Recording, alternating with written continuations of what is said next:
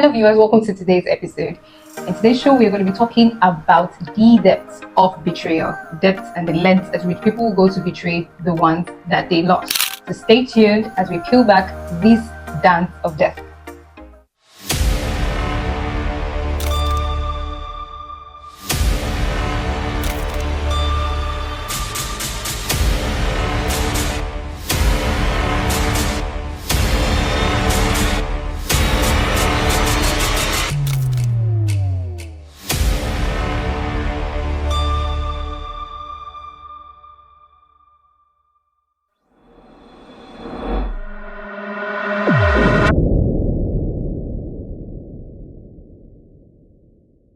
So, who is Victoria Cilliers? I was going to ask. Victoria Cilliers is a physiotherapist. But before that, she served in the British Army. She came up to the ranks of a captain. She's also an experienced skydiver and a parachutist. I mean, she was so good at this. She has like an acclaimed over 2,000 jumps to her name. She was one of those experienced jumpers that they would even send after, like, the first time jumpers, if they were just free falling in the sky, and they would send her to catch them, like bring them back into formation, help them if they had like any issues in the sky. So she was an expert at this. She was very, very good at this. And now she's a physiotherapist. She's serving, and she's also a mom. She's a wife, a devoted wife, a mom to two amazing kids. She's married to Emile Cilliers. And now her husband, Emile Cilliers, who she met while on the job of, physiotherapist, he had a knee injury. He would come in to her place of work and she would treat him, and that was how the romance started. She was, like I said, a devoted wife. Everything, burned hot and fast between both of them. They fell in love, that kind of relationship. And they would go on to get married. They would go on to have two kids. Now, the question is, who would want to hurt Victoria Cilliers? She seemed like this ordinary wife, ordinary mom. She had like this everyday life. This was just a nuclear family living out of the country, doing their everyday things, you get. So now we go to the day of the incident. She just had a baby, her husband had given her this gift, and actually she was supposed to go for this skydive jump on the 4th of April in 2015, but the weather would be bad, and then they would have to come back on the 5th to go for that same jump. So she and 11 others, they would, the reason why they had to, come back the next day was because the weather was bad, like I mentioned. And they would come back the next day, the weather is still bad. And she's like, okay, you know what, she and the 11 others are going to jump. They're like, okay, you know what, let's just do like a low jump, 4,000 feet in the air. And they're like, we're going to do that. And she was even the last person to jump. And Emily, her husband, would come out to that place with her two kids. The toddler who's 3 years old, and then the baby she just had. I think that was 5 weeks prior. And she will be the last person to jump out of this plane. She jumps out of the plane, and she's supposed to, pull on her the parachute. Yeah, the first one. And she noticed that the wires are all jungled up. She's trying, she's pulling, and nothing is working. And she's like, okay, maybe something must have happened. She's experienced. I mean, she's her own backup. So she cut it off, and the emergency one was supposed to come up in the air. Like, okay, now that I couldn't get that first parachute, let the second one come. And nothing. And she's falling 4,000 feet, like in the air. She's just going, and it's happening all so fast, and she crashes. Whoa. Down straight into the ground. Whoa. It is so crazy, right? So everyone who has seen her falling around the area would run literally with a body bag, because I mean, who is surviving this? You fell from the sky. No, this person is dead. 4,000 feet, yes. 4,000 feet. And we're all running. They're all coming with the body bag. And guess what? She's not dead. She's alive. And everybody's like, what's going on? Immediately, they're calling the emergency services. A helicopter is coming down there to lift her up in the air and take her to the hospital. She did survive like terrible injuries and, like ribs. Yeah, she sustained crushed ribs, a broken pelvis, shattered spine, and they're taking her to the hospital. And we would discover that why she survived this is because of her slight frame, and she just fell into like a soft bit of the earth. Like the field in that area was really soft. She fell down there, and thankfully she's not dead. So she's taken to the hospital, yeah? And obviously on everybody's mind, I mean, what would you think? You would think, oh, mechanical fault, something must have happened in the air. Yeah, but the original and then the reserve parachute going off like that doesn't seem like... Yeah. I mean, everybody was still thinking this was a mechanical fault. And then the head of the skydiving, facility it kept bothering him. He's like, what's no, like this doesn't just happen. He would, think about the history of, skydiving that has been happening there. And of all the people that have jumped, that have ever had any issues with their parachutes, they were able to go after them in the sky. In short, it's never literally been heard of anyone having like an issue with the emergency parachute. And then he's going over everything, checking her rig, checking everything that she used, trying to see maybe if it burnt, maybe there was like some sort of tear somewhere, and he's coming up with nothing. And he's like puzzled by it all. And now let's go back to when the emergency services were called to intervene. They went back there. He went with them, to get her. Yeah. Okay. The head of the skydiving facility. Yeah. He will go there to get her, and he's wondering, and then he's looking at her rig, at everything, when a skydiver comes down and the whole stuff is behind you, and then he's seeing that the wires are all mixed up together. It's so jumbled up. Like, he's like, how could this happen? And then he would tell reporters that he had checked that equipment 2 months prior. In short, that was the first time anyone was using that particular suit that she used. They always check it. Every time. There was nothing wrong with that suit. So what could have possibly happened? So he was feeling very responsible. I mean, he knew this lady. She was a pro at this. She was one of their best at skydiving. And then this happened. And then he's like, okay, I'm going to call the police. They need to investigate. This might have been a murder. And he calls up police. He's like, they need to get like a forensic team down here to properly check this state. So it's not like it's his word against. They come. Was he suspecting anybody at this point? No, at this point, nobody was suspecting anybody. It was so bizarre. Like, who would want to do this? And like I said, they've literally not had any case like that. In short, the one case they had, it was thought that maybe the person was trying to commit suicide because they couldn't just find any foul play. Everything pointed to suicide by that guy. Now, this man will call the police. The police will come with a forensic team. They will check everything. They began checking all the suit she used, trying to get statements. Okay, who might have tampered with her bag? And guess what? Everything's pointing to her husband. Whoa. Right? Whoa. So it's like, okay, why? And the police guys, they're like, okay, let's. I thought you said she saved her husband's life at some point. No, I didn't say that. Yeah, he at the initial how they met. You mentioned that he was. Oh yes, he had a knee injury. That's true, and she helped him out. That was actually how they met. You're right. Yeah. And so, okay, they're like, why would the husband want to kill her? Okay, so they start investigating, this issue, and they start digging into their life, trying to find out what's going on here, trying to piece the puzzle together. So now let's take a pause here and let's really take a closer look at her husband, Emile Cilliers. Now, as I mentioned, Emile Cilliers is actually a South African national. Okay. He came to the UK in the 2000s, and he will become a British Army sergeant. After that, he will then become like a ski trainer. So that was actually how he hurt his knee, and then he met Victoria, right? And he started dating. He's charming her. She's falling for him. All of that. Now, as they're dating and everything, she would find out that Emily actually has a first wife from a previous, and 2 kids from that marriage actually. Did he tell her this? Yes, he did mention this to her. Okay. And they would meet each other. She would meet the first wife, and they would speak to each other. Obviously, he's getting married, and he might have the kids on some weekend, and they would meet Victoria at some point. So everybody needs to get used to everybody, and as with blended families. And then the first wife would then meet her, and they would talk and everything about Emily, and then she would just ask Victoria, do you know about the other children? And Victoria is like, okay, what kids? Like, what are we talking about here? And then she will mention to Victoria that, oh, Emily actually has 2 kids for another woman in South Africa. So basically what I'm trying to establish here is there were some red flags with Emily that Victoria, saw, and she still, said, okay, he's not, she forgave him each time. And she was like, that's just, people lie sometimes. He would, tell her that, oh, I didn't want to tell you this because I didn't know how you react, and I didn't know how you feel about this. I didn't want you to, stop loving me. Basically manipulate her, and she would forgive him. And note, when he meets the first wife and he was talking about this, they were already married, and they had already had. When you said manipulate, I was thinking, is it exactly manipulation? Sometimes people No. To omit things like this is manipulation. Yes.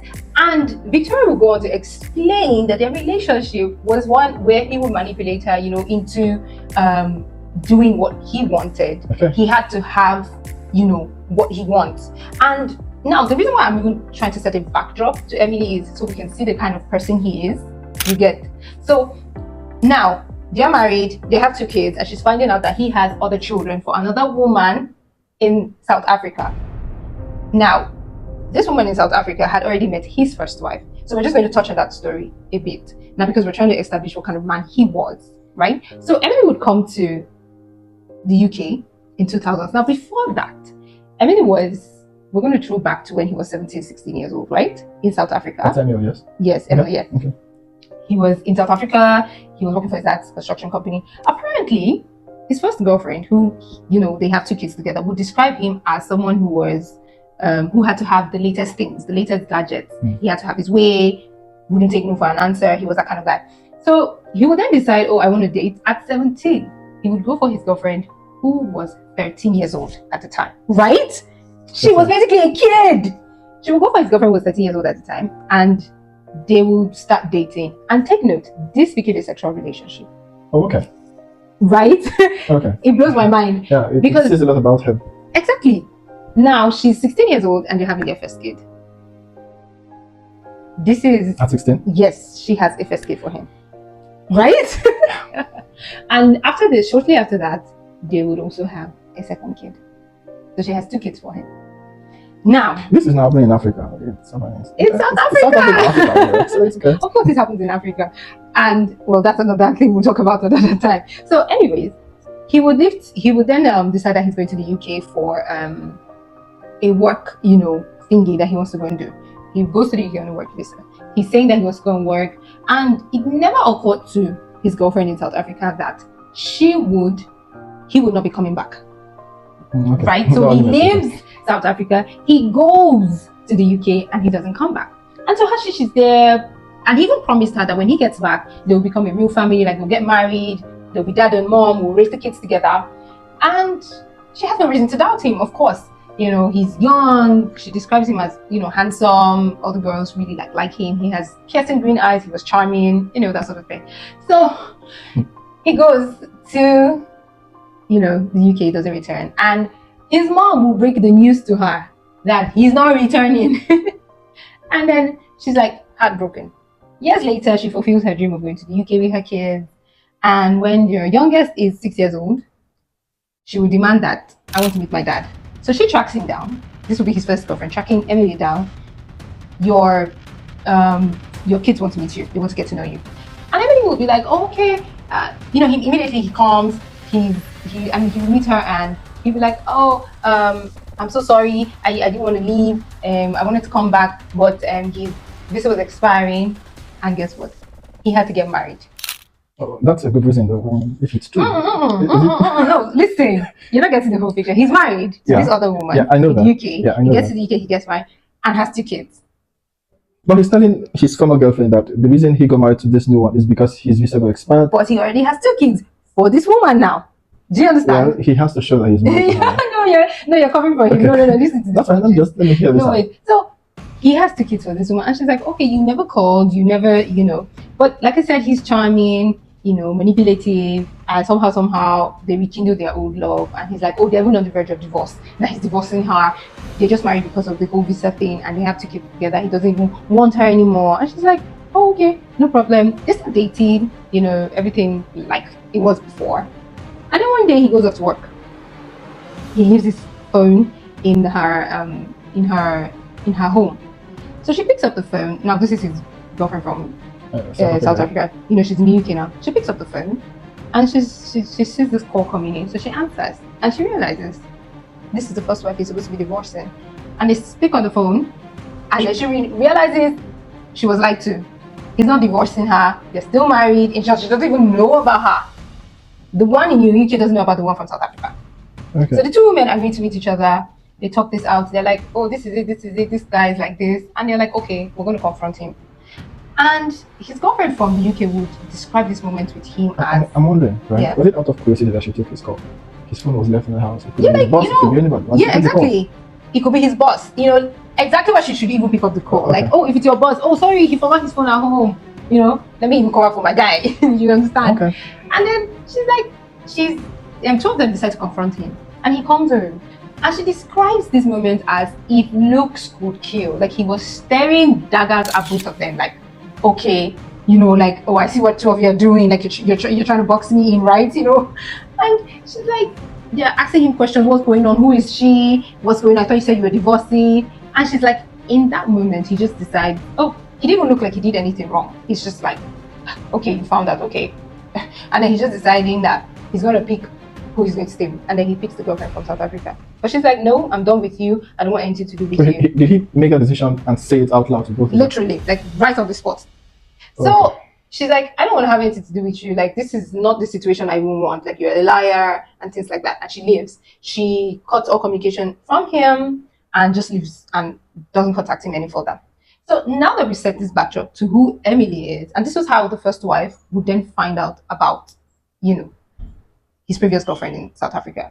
There was no remorse, nothing about that. Now, him and his wife, the first wife, they would divorce, and then obviously he would meet Victoria, and then they would have the kids and all of that. So she found out about, now Victoria will find out about, the other girlfriend in South Africa who doesn't want anything to do with him. They've cut all communication, and he would lie that it's because the woman doesn't want him in his life, and that is why he doesn't tell her about that ex-girlfriend, sorry, of his. Remind me again, how did Victoria find out? So Victoria found out because she met with the first wife, right? And he has previous kids from Yes. the first wife. How did they meet?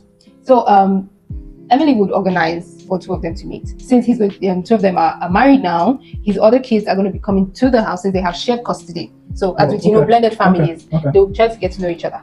So she's finding out all these things about Emily, and apart from this, there are more things she's discovering, and it's almost like the man she came to love and know is not that man. Everything was like a facade. Everything was fake.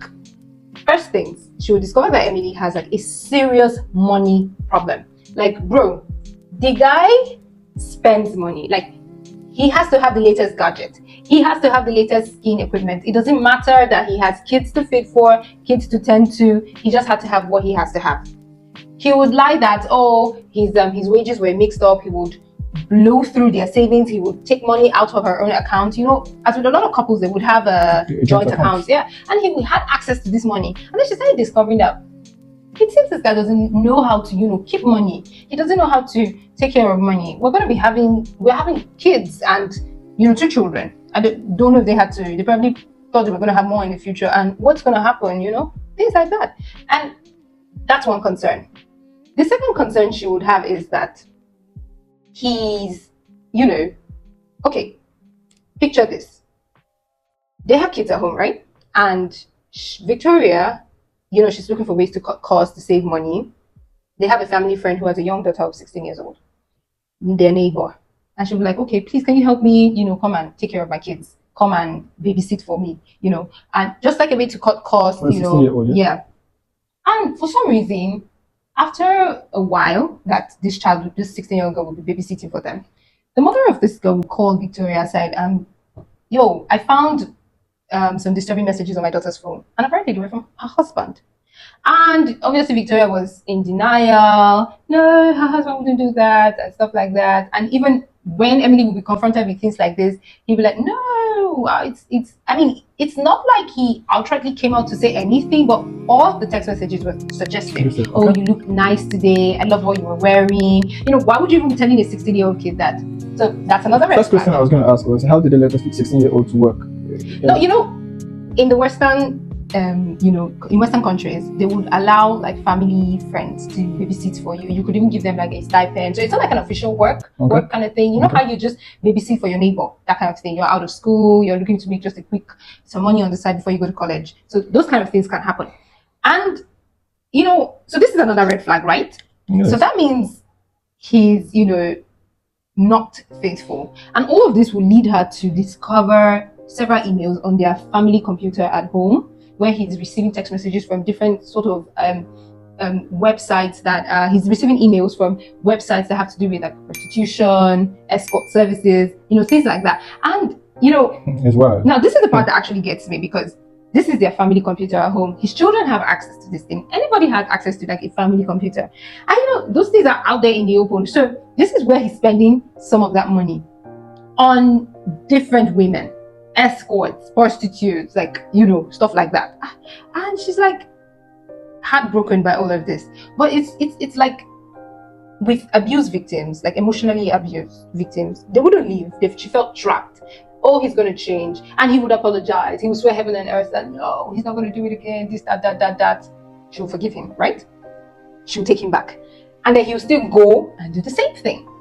So now, after, discovering things like this about him, Victoria will then take certain steps to preserve the future of her kids, right? She removes him from her will. Now, she's someone who's doing okay for herself in terms of, finances. But, with a husband that is blowing through everything, your money, savings, in short, at one point in time, he would tell her that, oh, his family isn't doing well and he needed some money for that. And she would give him the money, but he would keep that money. He would spend it on himself. He would go out, get women, prostitutes, like, stuff like that. And he would buy, the latest equipment, the latest gear. So that was what he was spending his money on. And she discovers this and she's like, if I leave this money with this man, he is definitely going to go through it and my children will not be taken care of. So in her will, she would will everything to her kids, right? She would say, she even writes a note apologizing to him, like, she doesn't trust him to take care of the children and this money is for the children. Like, it's not supposed to be given to that him. means she mentions to him that she had done that. No, she actually didn't. It was in her will. So okay. Now let's go back to the investigation, right? The police will be taking a closer look at the family, trying to figure out what's going on. And why they would be taking that closer look at the family is because is there any chance he saw that will? Yeah, actually he didn't. He didn't because if he had Because I'm trying to wonder now, since we're talking about his connection to her attempted murder. No. Okay. He didn't see the will. So now like I said, the head of the skydiving facility will inform the police about his suspicions, like this was a murder attempt. Now the police carrying out their whole investigation, everything was pointing to the husband. Now the reason is this. Like I mentioned, they were supposed to go on the skydiving trip on the 4th of April. So this was Saturday before Easter Sunday, right? Okay. And the weather wasn't good. Now, when they were all preparing for, okay, we just arrived, let's go get our kit. Emile himself would decide that, I want to go and get my wife's kit. Like, I would get the suit for her. And then he gets the suit, and then he walks off to the bathroom, alone with the suit, with the child. And, that seemed odd to the head of the facility at the time. And he was like, this was something he mentioned to the police. So he was alone with the kids for a long time, like 10 minutes. Okay. Enough for somebody to do something to the kids, right? Oh, and now they didn't fly that day. And he would stash her own kids in her locker. He didn't keep it where the other kids were. Maybe he thought maybe they would check it. And maybe they might see that, oh no, there's something wrong with your suit. Use another one. You understand? So, having heard this, the police started to suspect him. So they go and they arrest him. And they're like, okay, we are bringing you in for questioning on suspicion of, murder. And they grill, they ask him questions, asking him so many things. Why did he do this? Where were you? So many questions. And from the statement from some of the police members, they're like, they remember that something that, the particular female police that would question him, she said she remembers that when she was asking him questions, like the way he was so calm, the way he didn't even act shocked, like, oh, we're arresting you because you tried to murder your wife. He never put up a fight. He's not like, no, I didn't do that. How can you arrest me? Stuff like that. No, I have an alibi. He's so calm. He's cool. He's collected.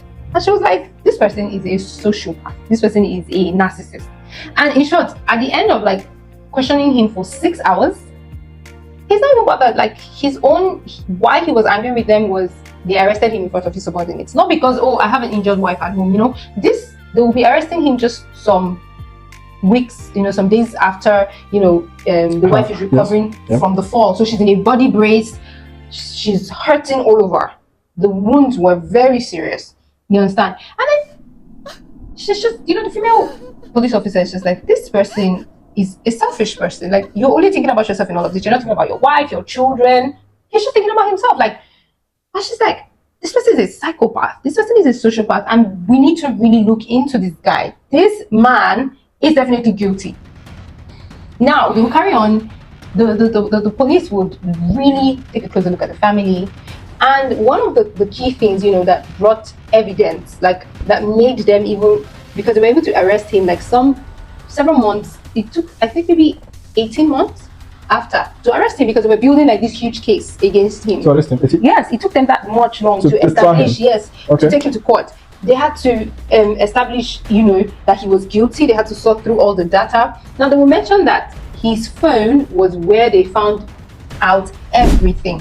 They found all the multiple messages he was sending to different, women, like, the prostitutes, the women, or the escort services. They were finding out so much, and they couldn't, that took so much time that their financial unit had to dedicate several months trying to sort out where this money came from, where's this money going to. Like, he moved so much money around, it was crazy.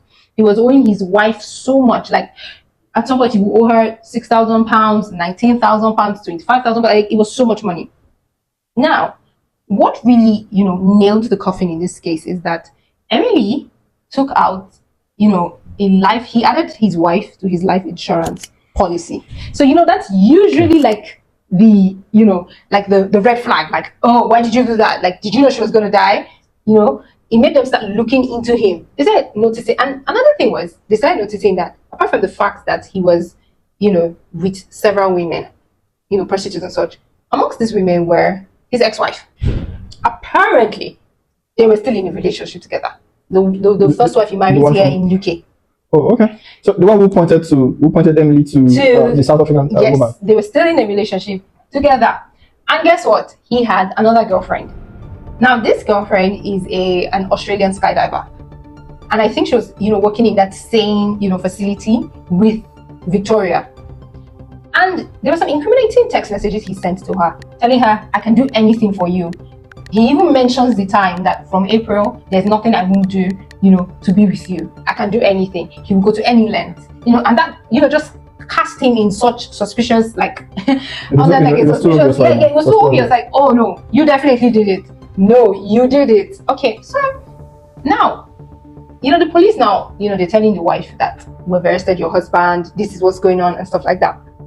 She can't believe it. Like, no, he wouldn't do that to her. Now, keep in mind that there have been several red flags, but she wouldn't want to believe that her husband is capable of murder. Yes, okay, he's a cheat, he's bad with money, but that does not mean that this person is a murderer.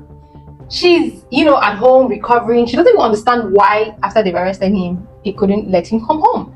Did she make any trial? Did she make any statements at his trial? Yeah, she did. Okay. So now, before the trial, when the police officers will be, questioning her, she was the one who provided information like, oh, actually, when he went to the bathroom, because when he questioned him, when he went to the bathroom with the kid, he went there with the baby, and he said he wanted to change something like the baby's clothing. And everybody was wondering, the kid is so heavy. Why would you drag that with a child in your hand? Like, oh, you would drop the kid, you would just take the child to the bathroom. And she remembers that he took that long, like 10 minutes long, in the bathroom. She's the one that provided all this information, but she was like, still come on, not possible, he wouldn't. Right? And then in the course of this, while they were talking, she remembers that, oh no, wait. She offers this information that 1 week to the jump, there was a gas leak in her home. Okay. That nearly killed 2 of her kids and herself. 2 of her kids. So this wasn't just her in the house, no? This wasn't just her in the house. So apparently that day, Emily would wake up in the morning and be like, oh, he wants to get into work earlier because he wants to avoid traffic. And they will, she will be sleeping in the house, she and her 2 kids. And then she tells the police officer that, yeah, it was an accidental gas leak in the house. Like, she didn't even know what was going on. And that she had found, blood on the valve. This brings me back to that question I asked. Are you sure he didn't get to see the wheel? This man is willing to kill her and the kids. Now, this is why I say he didn't see the wheel, because now, here's how it works. She has taken him out of the wheel, right? And it's just for the children. Either way, that money is not coming to him. So he didn't know. He took out the life insurance on her, thinking that if she dies, the entire £120,000 would come to him. Do you get? Okay, yeah. Now, so this is what's going on now. She's telling the police officer that, oh, there's a gas leak in my home, it happened 1 week prior. And, she just offered that information. Like, she didn't even think her husband was behind it, right? And they will go, the police, they're trained for this kind of things. When she mentions that, like, the warning bells just go off, like, oh, we need to check this. They go behind the house, they check the gas and everything. She did mention that there was blood. Obviously, there was still, like, a residue on it. They test the blood. So they did test that. Yeah, they tested the blood. They found out that it was Emily's blood. And they would realize that he caught himself because he was opening the valve of the gas so that the gas would leak into the home, and apparently he was hoping for like an explosion in the house to kill his wife and the 2 kids. And she's like, no, like when it happened, she even calls the husband and like, oh, are you joking with me? Like, what's going on? Are you trying to kill me? Like stuff like that. And then he was like, no, why would I do that? Obviously seeing that plan failed. And the police were like, so this is not the first time he tried to kill you. So this made them really, go hard, like in on this guy. No, there's something wrong with this guy. And they start investigating his life. They start investigating the girlfriend, the first wife, the one in South Africa who was now in UK now. They're digging into his life, finding out all sorts of things about him, how he's moving money around, owing different people, friends, colleagues. He's owing, his wife. He's having multiple relationships. He's juggling relationships like the man is in a circus, right? So now they will speak to the girlfriend he has on the side, and apparently he had told the girlfriend that, that's what works with Emily, with her Victoria. Yes, Victoria. And she's like, and he tells her that apparently in some of the text messages, they had exchanged like 32,000 messages between both of them. Yes, like apparently he was some sort of charmer. you get it's crazy, right? Okay. Apparently he would charm women, and then she's telling him that he's telling her rather that he doesn't think Victoria's kid is his, like the child. She had her kid like 5 weeks before the skydive, right? And then he's telling her that, oh, I don't think that child is mine. Oh, he doesn't love her. He'd say so many, bad things about Victoria, and that, oh, he can't wait to be with, this Australian lady. And again, warning bells are going off for the police department. They're like, no, this doesn't seem normal. So they start investigating him.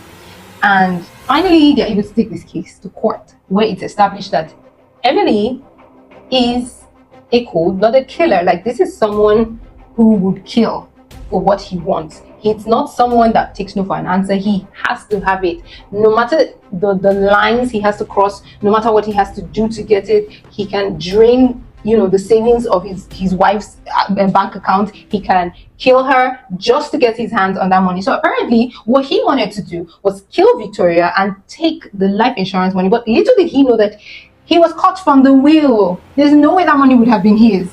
He didn't know that. So he thought the money was going to come to him, and he was going to, begin a new life with another woman.